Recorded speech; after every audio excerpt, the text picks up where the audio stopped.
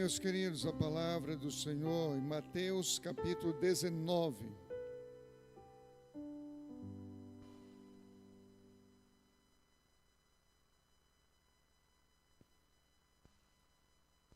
Mateus capítulo 19. Vamos ler a partir do verso 16.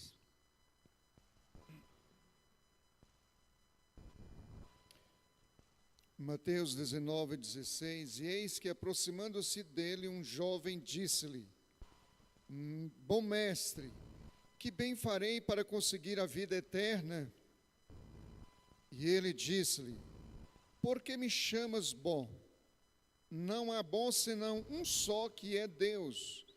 Se queres, porém, entrar na vida, guarda os mandamentos.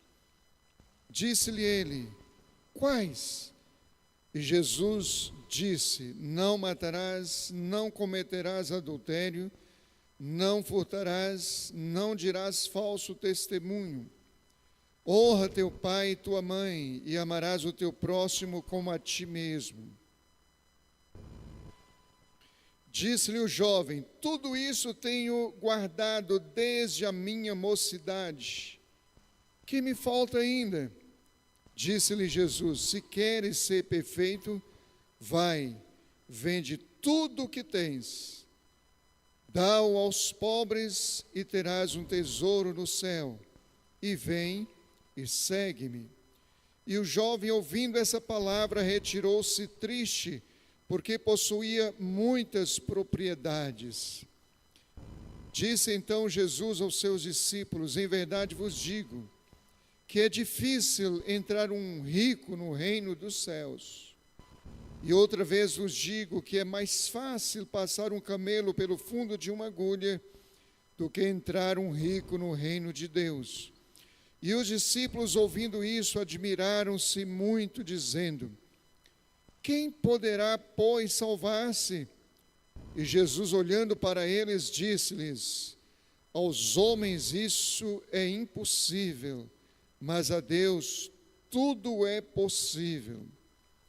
Então Pedro, tomando a palavra, disse-lhe: Eis que nós deixamos tudo e te seguimos.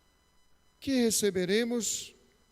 E Jesus disse-lhes: Em verdade vos digo que vós, que me seguistes, quando na regeneração o Filho do Homem se assentar no trono da sua glória, também vos assentareis sobre 12 tronos para julgar as 12 tribos de Israel. E todo aquele que tiver deixado casas, ou irmãos, ou irmãs, ou pai, ou mãe, ou mulher, ou filhos, ou terras, por amor do meu nome, receberá 100 vezes tanto, e herdará a vida eterna. Porém, muitos primeiros serão derradeiros, e muitos derradeiros serão primeiros. Amém.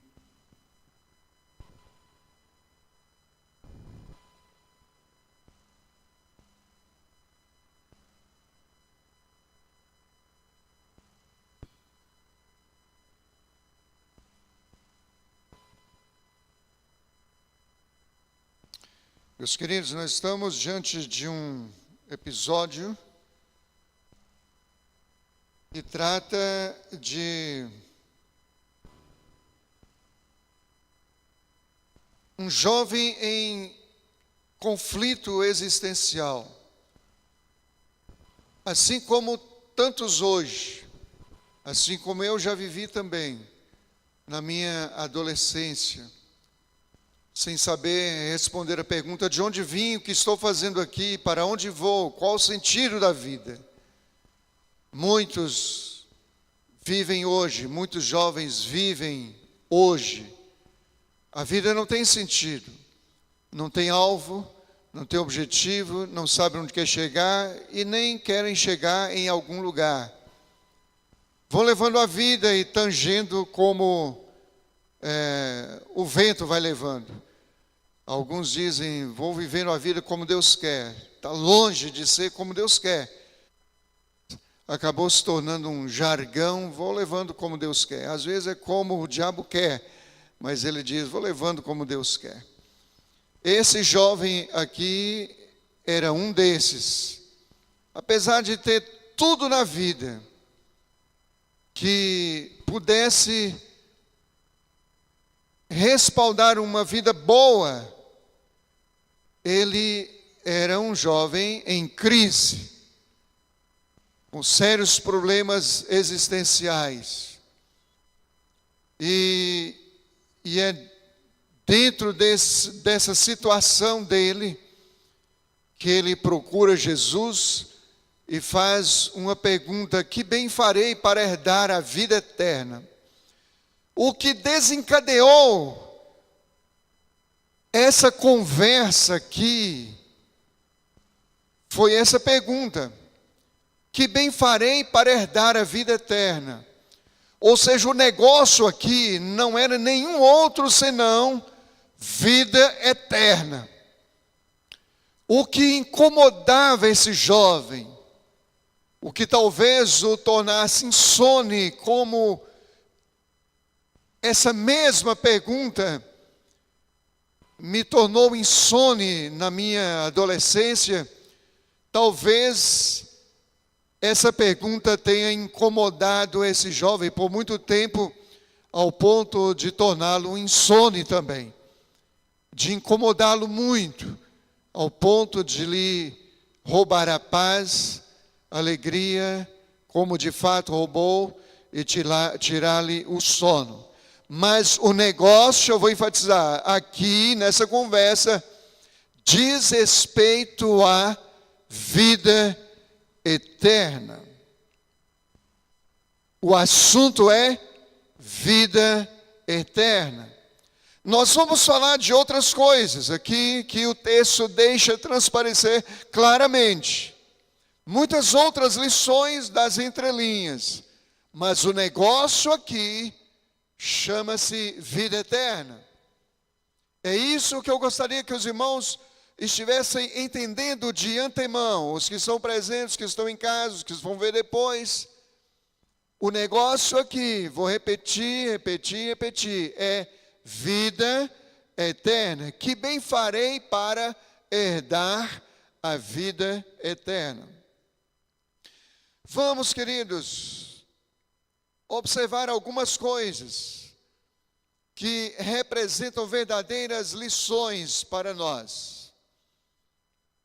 A primeira delas é o seguinte: que vida eterna, salvação, ela é de graça.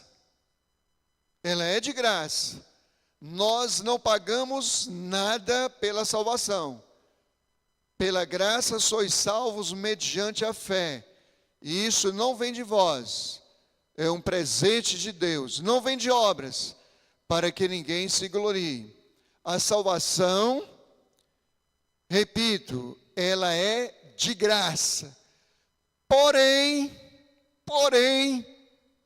requer renúncia. É como se disséssemos assim: ela é de graça, mas não é tão de gracinha assim. Ela requer renúncia. Não é simplesmente dizer: eu quero Jesus, eu quero a salvação, e agora eu vou tanger a vida do meu jeito, a bel prazer. Não. A salvação é de graça, mas requer renúncia. E esse foi o grande problema desse jovem. Ele queria a salvação. A questão da salvação, a questão da vida eterna o incomodava. Que bem farei? Tipo assim, isso me angustia.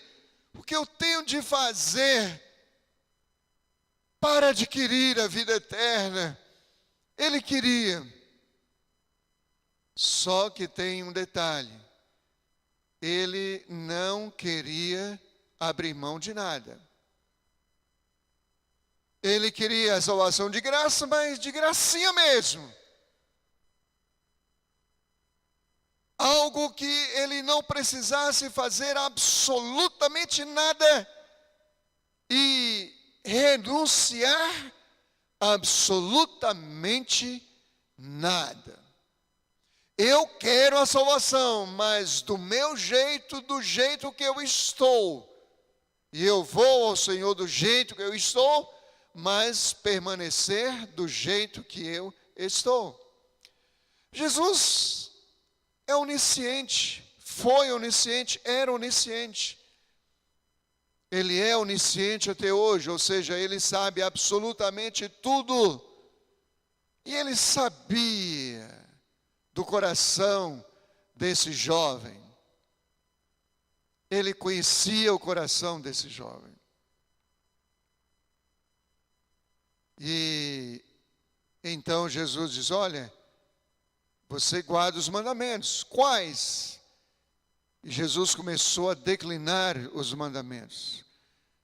E quando Jesus terminou de declinar os mandamentos, ele diz: mas isso aí eu já venho fazendo desde mais novo. Eu já venho fazendo isso. Ah, é? Então beleza. Então só falta uma coisinha. Você é um jovem rico. Então você vai renunciar à sua riqueza a favor dos pobres. E daí você vem e me segue. E aí você irá entrar no céu. Aí você vai herdar o céu. Só que, como eu disse, ele queria salvação, mas ele não queria renúncia de absolutamente nada. Eu quero continuar a vida do jeito que eu sempre levei. Meus queridos, hoje o pastor Levi, assim como eu creio as demais classes de escola dominical, discorreram a respeito de Oséias, do povo de Israel. E o problema do povo de Israel é que era um povo como um pão não virado, um pão sapecado por baixo e cru por cima, o que representava uma mistura entre servir a Deus e servir ao paganismo e à idolatria, aos deuses pagãos. E Deus não aceitava isso, Deus não admitia isso.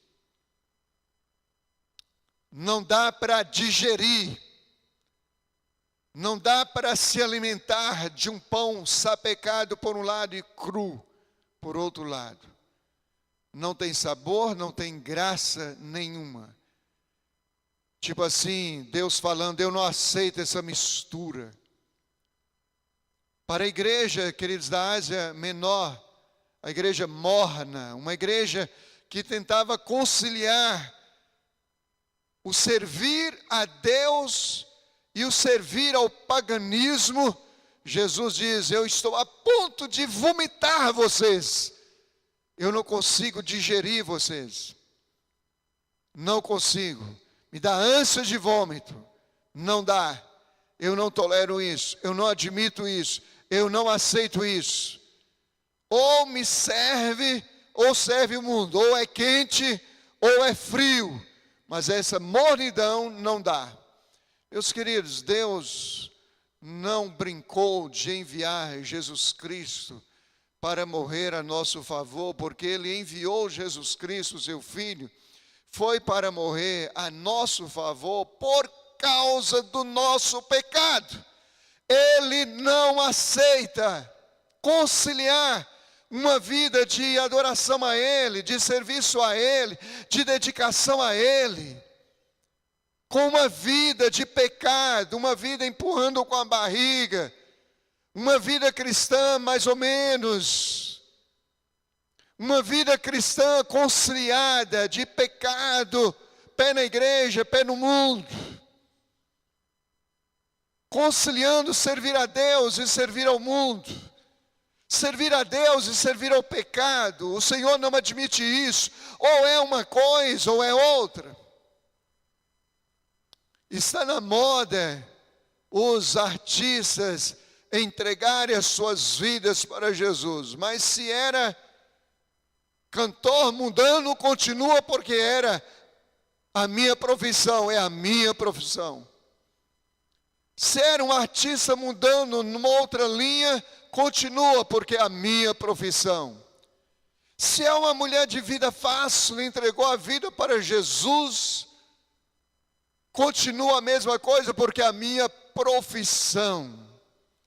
Meus queridos, Deus não engole isso. Não adianta querer modernizar e facilitar, né, pastor Levi? Facilitar a salvação. Há muitos facilitadores, pastor Levi trouxe isso hoje, facilitadores da salvação, mas Deus não admite isso. Essa questão da salvação é uma questão de Deus, não é nossa.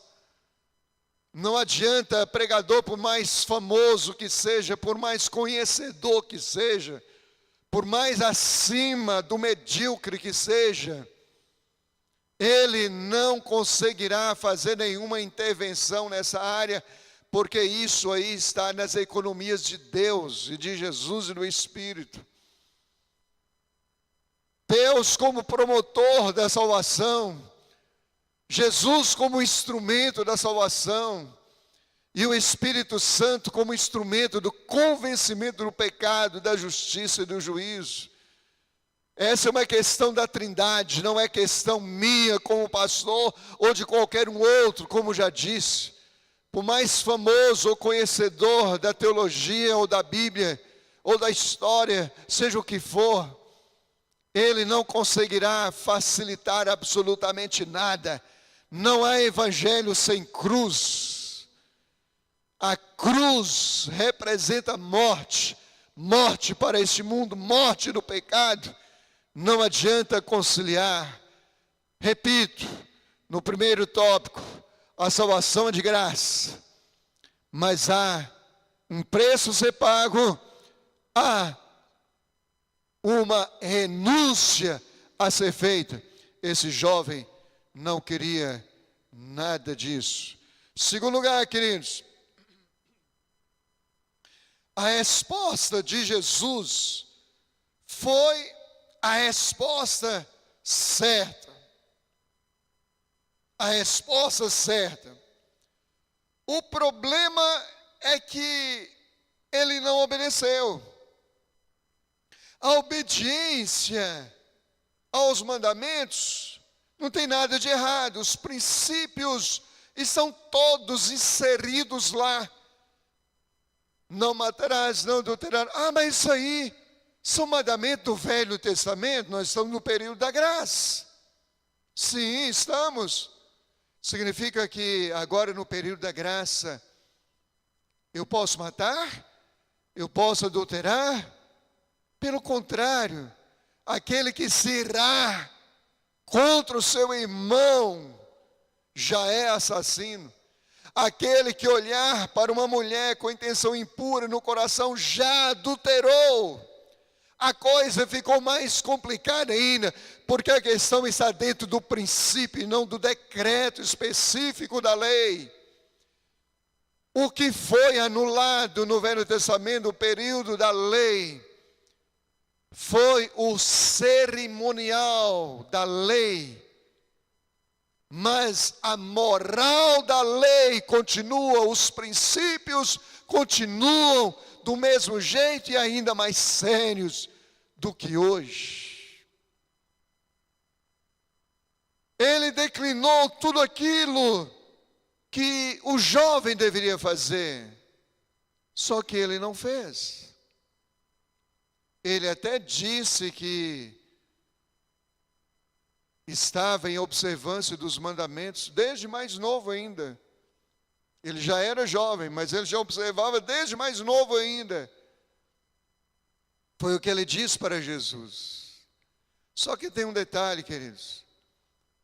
Os mandamentos, eles foram resumidos em 2. Amarás a Deus sobre todas as coisas, todas. Eu estou repetindo aqui porque eu vou precisar disso mais para frente. Amarás o Senhor teu Deus acima de todas as coisas e ao próximo como a si mesmo. Esse jovem nem amou a Deus sobre todas as coisas e muito menos o próximo como a si mesmo. Porque se Jesus diz, olha, vai, vende tudo que você tem, reparte com os pobres. Ame o seu próximo como você mesmo. Divida com eles. Não, eu não vou fazer isso. Aí você vem e me segue. Não, não vou fazer isso. Era apenas presunção do seu coração. Ele não observava os mandamentos coisíssima nenhuma. Ele não amava a Deus acima de todas as coisas. E nem amava o próximo como a si mesmo. O que ele amava acima de todas as coisas, inclusive de Deus, do próprio Deus, era o seu dinheiro. Era isso que ele amava acima de todas as coisas. Porque ele não renunciou ao seu dinheiro, à sua riqueza, por amor a Deus. O que ele amava de paixão era o seu dinheiro, o seu patrimônio. Não era Deus. Há muitos de nós, queridos, que amamos pregar, amamos louvar, amamos adorar, amamos orar, amamos fazer a obra de Deus, amamos a Deus, mas amamos o dinheiro acima de tudo isso, porque nós não somos capazes de abrir mão de 1 centavo a favor de Deus, da obra dele. Se outros quiserem que contribuam, que ajudem, que façam o que tiverem de fazer, menos eu, eu vou apenas usufruir daquilo que os outros fazem, do que os outros ajudam. Eu não. Eu amo a obra de Deus, amo fazer a obra de Deus, tudo, amo inclusive a Deus. Mas o meu dinheiro eu amo mais, porque eu não sou capaz de abrir mão de 1 centavo sequer a favor da obra de Deus. Meus queridos, uma certa ocasião, os fariseus, eles queriam encurralar Jesus.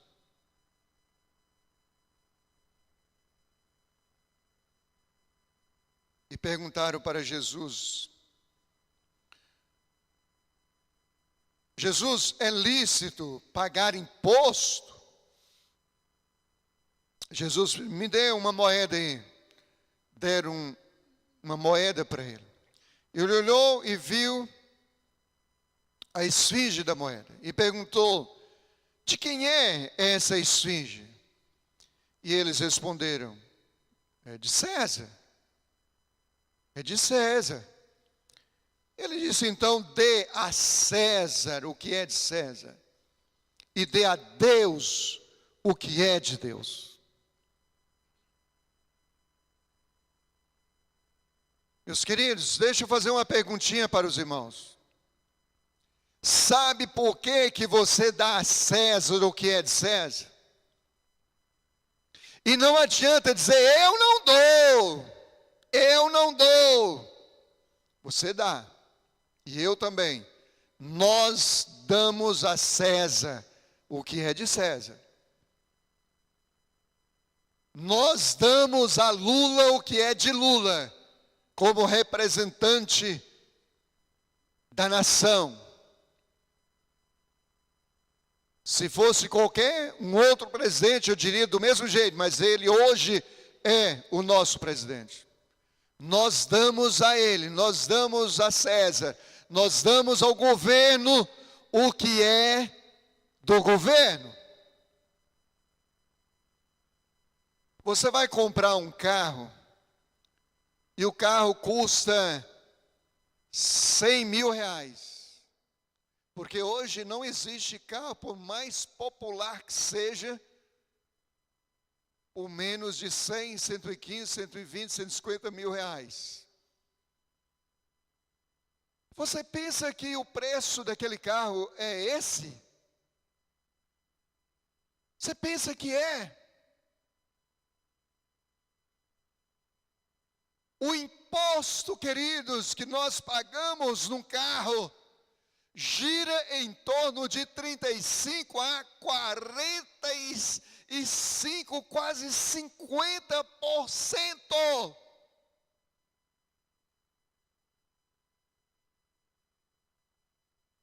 O preço de um carro de 100 mil reais novo era para estar em torno de, no máximo, 60 mil reais.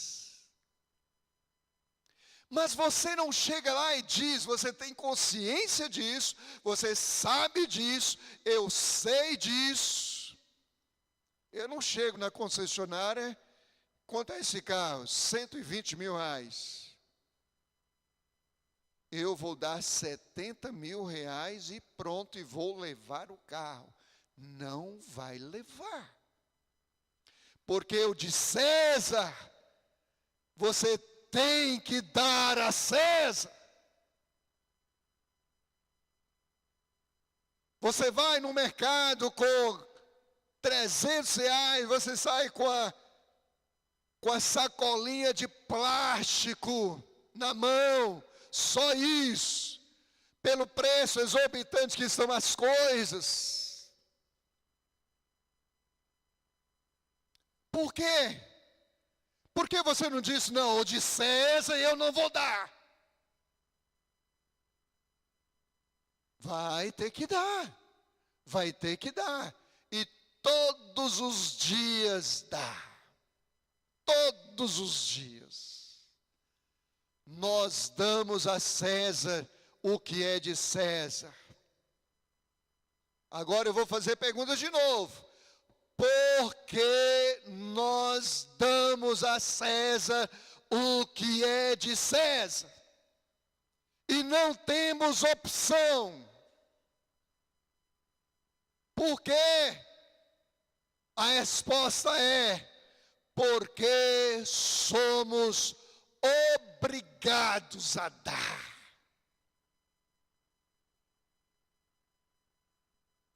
Vai abastecer o carro. Não, esses 40% aqui de imposto, eu não vou dar. Você não pode fazer isso. Se quiser abastecer o seu carro, terá de dar a César o que é de César. E muitos de nós compramos carrões e ainda saímos esnobando, uma forma de dizer, mas nem sequer nos importamos de que demos 40% mais ou menos para César. Por que damos a César o que é de César? Por quê? Porque somos obrigados a dar. Agora eu vou fazer uma outra pergunta. Por que não damos a Deus o que é de Deus? Por que eu não oferto? Por que eu não dizimo? Por que eu não contribuo? Por que eu não ajudo de forma nenhuma? Por quê? Por quê? Será? Por quê, meu Deus? É porque nós não somos obrigados a dar. Nós precisamos ter alegria no coração, amor a Deus, amor à obra de Deus, gratidão a Deus. Porque nada temos se do Senhor não vier. Nada. Então Deus está aqui. Muito obrigado, porque eu posso contribuir. Eu posso dar a ti o que é teu. Mas como nós não somos obrigados, então nós não damos. Dê a César o que é de César. Então eu dou porque sou obrigado. Mas a Deus eu não dou o que é de Deus, porque eu não sou obrigado a dar. Esse jovem continuou rico. Continuou rico. porque ele se recusou a abrir mão, a receber e a praticar a orientação que Jesus deu. Faça isso, isso, isso, isso, isso e isso. Mas eu já faço. Então falta só mais uma coisa. Abra mão do que você tem a favor dos pobres, você vem e me segue. Não, isso eu não vou fazer. Isso eu não vou fazer. Meus queridos, deixa eu dizer uma coisa. Você vai no psicólogo, ele diz, você vai fazer assim, assim, assim, você faz. Você vai num cardiologista, ele diz, você tem que fazer assim, assim, assim, você faz. Você tem que tomar esse remédio, você toma. Vai no neurologista, ele diz, você faz isso, isso, isso, toma esse remédio, você passa na farmácia. De lá mesmo, do consultório, você já passa na farmácia e compra e toma. Tudo que orienta, você vai, faz e toma. Você vai no engenheiro, ele vai dizer, olha, você vai colocar essa e essa medida para fazer esse pilar e esse pilar, essa estrutura, você vai e obedece tudo e faz tudo. Sabe qual é a maior dificuldade do pastor? É que essa mesma regra não funciona. O pastor, ele não está aqui porque ele sabe mais do que quem não é pastor. Ele está aqui porque Deus colocou. Seja eu, seja Levi, seja Márcio, seja quem for. Porque Deus colocou. Quando de fato é Deus que colocou. Porque há muitos que se colocam por conta própria. A maior dificuldade é que essa mesma regra não funciona para as orientações espirituais. Faz o que der na cabeça. Você pode esgoelar pregando a mesma coisa durante meses. Não vai mudar absolutamente nada. Nada, nada, nada. Eu estou falando tudo isso aqui. Quem contribui na igreja vai continuar contribuindo. Quem não contribui vai continuar não contribuindo do mesmíssimo jeito. Não vai mudar nada. É falta de fé, pastor. O senhor não acredita? Não, pastor. Acredita em Deus. Eu não acredito na dureza do coração do homem. Jesus disse o que era para ser feito, mas ele não obedeceu. Ele não submeteu. Mas vamos, queridos, ver mais algumas lições que esse texto nos ensina, esse episódio nos ensina. Esse jovem, ele era rico de dinheiro, mas ele era pobre de alegria. Como é que nós deduzimos isso? Porque quando Jesus disse para ele abrir mão de bens materiais por causa de Jesus e para a sua própria salvação, como ele estava interessado em saber, diz a Bíblia, no texto que lemos, que esse jovem retirou-se triste. Ele não se retirou feliz, retirou-se rico, mas triste e perdido. Por que perdido, pastor? Está julgando? Não, é o que o texto está dizendo. A condição para salvar foram essas que Jesus colocou, e ele não submeteu às condições. Retirou-se triste, do mesmo jeito de antes. Por quê? Porque possuía muitas propriedades e ele não dava conta de abrir mão dessas propriedades. Ele não dava conta. Como hoje, tem gente que não dá conta, ele tem consciência, mas ele não dá conta. Ele não consegue não dar conta. Por isso que eu disse, vai continuar do mesmo jeito, porque não dá conta. Ele pensa que vai fazer falta para ele, porque falta fé. O Senhor disse que abriria as janelas dos céus, mas ele não acredita nisso. Ele acredita que vai fazer falta, que não vai dar conta. Mas foi Deus que me deu.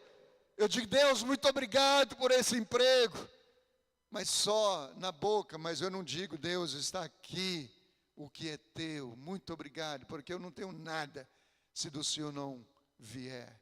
E o que eu tenho veio do Senhor, está aqui. Muito obrigado, Senhor, para fazer a tua obra. O Senhor não precisa de nada, mas a tua obra precisa.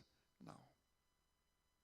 Continua exatamente do mesmo jeito, porque não dá conta. Quarto lugar, queridos. Não basta ser religioso. É preciso ter Deus na vida. Religião não salva ninguém. Quem salva é Deus, mediante o seu Filho. Quais os mandamentos que eu tenho que guardar? Esse que já declinamos. Mas tudo isso tenho guardado. Religiosidade pura. Na realidade, uma mentira, uma falsidade, mas revestida de religiosidade. Eu tenho guardado os mandamentos. Não tem. Religiosidade. Eu vou para a igreja, eu obedeço os ditames da igreja, as normas da igreja, as regras da igreja, eu obedeço tudo. Adoro a Deus, até levanto a minha mão, até fecho os olhos, até dou glória a Deus, até ajoelho. Mas de repente tem tudo isso, mas não tem Deus. Porque Deus não está acima de todas as coisas, existem coisas acima de Deus. E se tem alguma coisa, seja esposa, seja marido, seja filhos, seja dinheiro, seja o que for, que tiver acima de Deus, o que tiver tudo abaixo, não passa de religiosidade. Ele era religioso, mas não tinha Deus. Um religioso sem Deus. E por último, queridos, ele era jovem, mas sem vida. Era jovem, mas sem vida. Ontem tivemos um episódio aqui maravilhoso, lindo, o pré-copa, né, está escrito aqui, né, o louvorzão, do sorteio dos times da Copa. Então, a gente via as crianças e os adolescentes, os jovens, aqui na frente, pulando, muito bonito. Um momento diferenciado que agrada as crianças pulando e fazendo rodinhas e curtindo aquele momento. Por quê? Porque jovem tem vida, tem vitalidade. E eu não posso padronizar a minha velhice com a juventude dos jovens, a vitalidade dos jovens. Esse era um jovem, esse cara era um jovem, mas sem vida. Jovem triste. Estava triste antes de conversar com Jesus. Teve a conversa com Jesus e retirou-se triste, sem vida. Meus queridos, deixa eu dizer uma coisa, nem todo jovem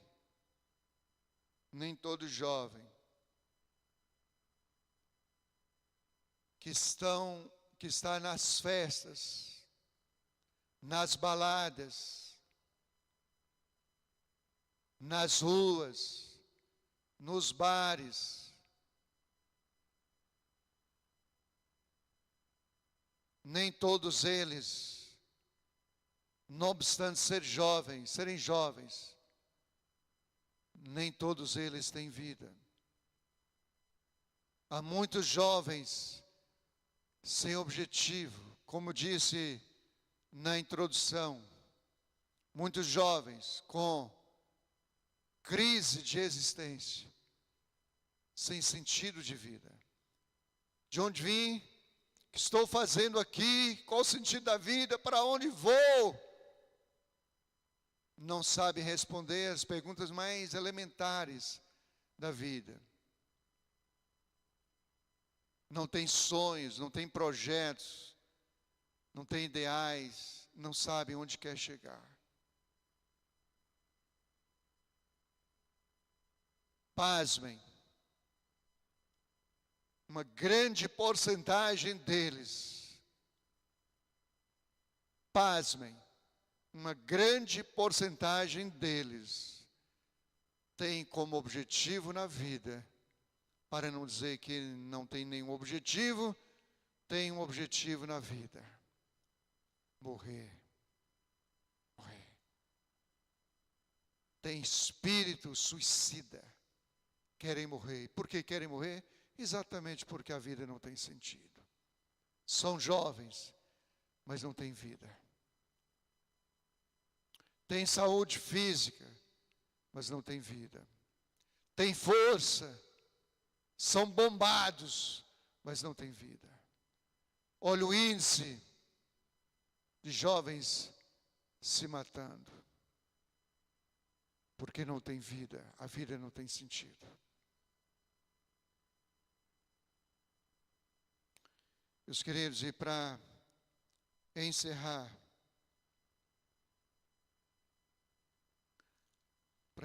deixa eu dizer uma coisa.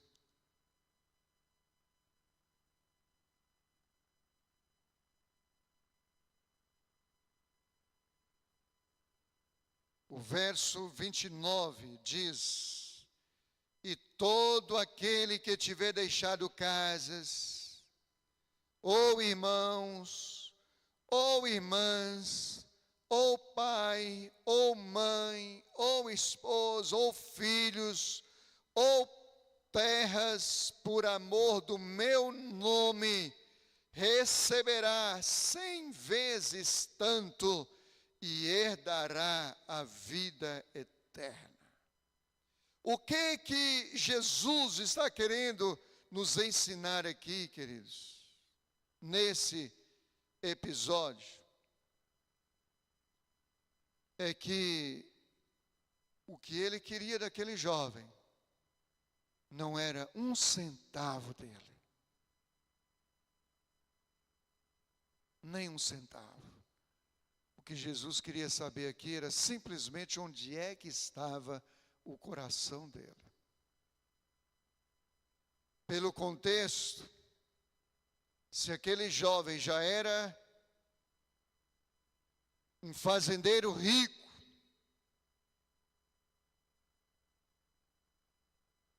vamos colocar aí 1000 hectares de terras, se ele tivesse aberto mão de absolutamente tudo, possivelmente Jesus iria dizer: não, estava só querendo saber onde é que estava o seu coração. Quanto é que você tem? Eu tenho 1000 hectares de terra, 5.000 cabeças de gado. Ah, é?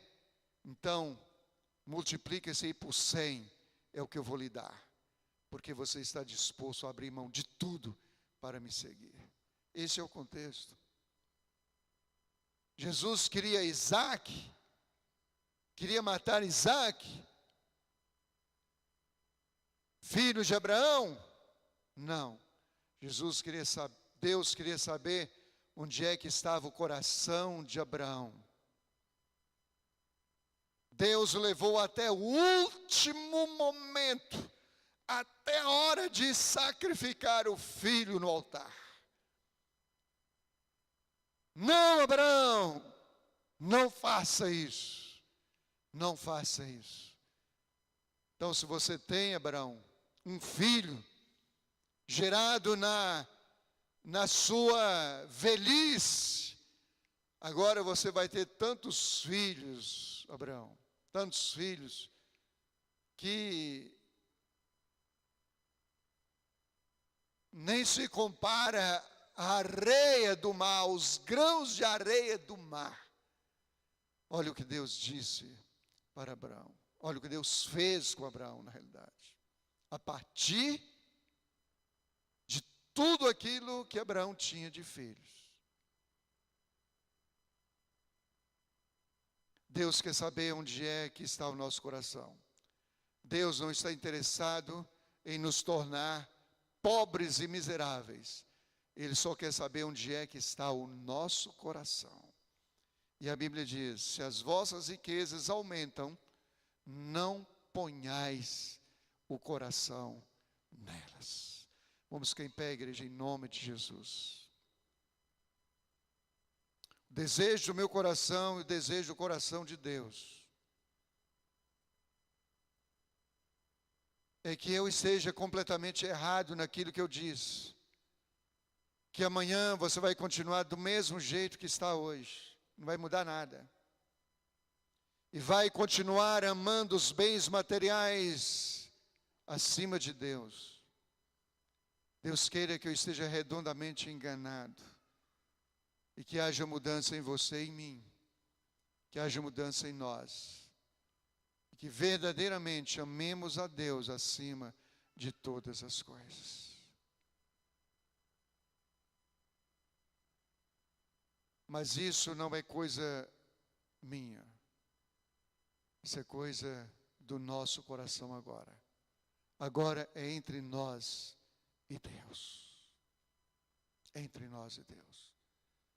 Vou repetir num dos tópicos. A maior dificuldade do pastor, a partir do sumo pastor chamado Jesus. A maior dificuldade é apontarmos o caminho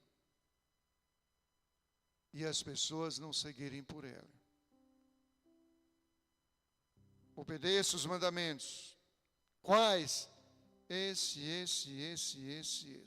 Já tem observado, então falta uma. Vende tudo que tens, reparte com os pobres e depois você vem e me segue. Não, não quero. Não quero.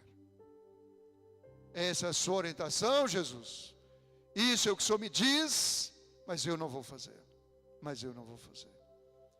O que Jesus fala, o que é pregado à luz das Escrituras, a partir daí, já não é mais com Deus, é conosco, diante dEle.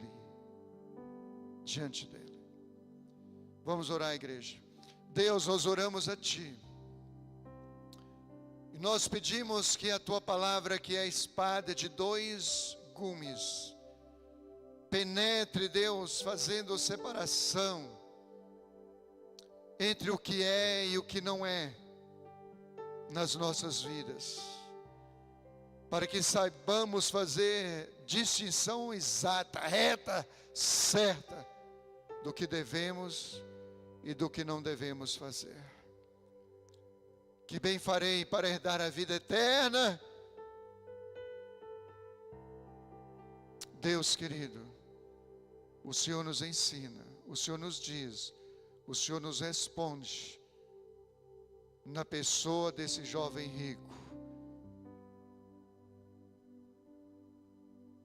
E tudo se resume em: o Senhor está acima de todas as coisas, em primeiro lugar na nossa vida.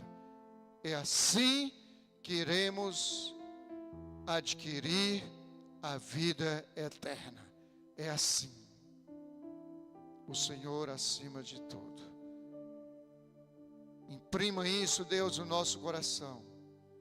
E não nos permita sermos apenas religiosos, cantando, orando, pregando, levantando as mãos, ajoelhando, orando, fazendo tudo, quando o Senhor não está acima de todas as coisas. Quando o nosso coração está mais para Mamon do que para o Senhor. Tira toda a religiosidade do nosso coração e coloca, Deus, a graça de podermos ter o Senhor acima verdadeiramente de todas as coisas. Nós oramos em nome do Senhor Jesus Cristo. Aleluia. Amém. Amém.